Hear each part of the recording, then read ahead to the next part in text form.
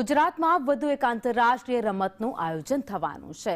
Dharoi dam વિસ્તારમાં આયોજન કરવામાં આવશે, જેની તૈયારીઓ અત્યારથી જ શરૂ થઈ ગઈ છે।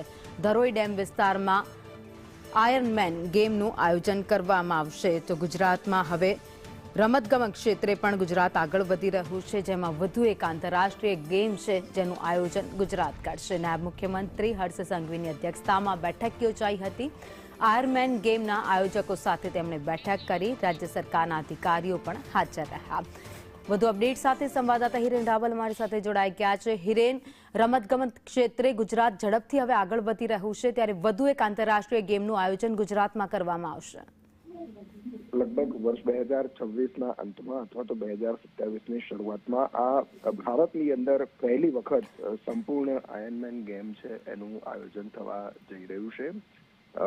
નાયબ મુખ્યમંત્રી હર્ષ સંઘવીની અધ્યક્ષતામાં આ બેઠક યોજાઈ હતી અને એમાં ધરોઈની પસંદગી કરવામાં આવી છે, કારણ કે આ આયર્નમેન ગેમની અંદર સ્વિમિંગથી લઈ સાયકલિંગ અને ટ્રેકિંગનો પણ સમાવેશ થાય છે।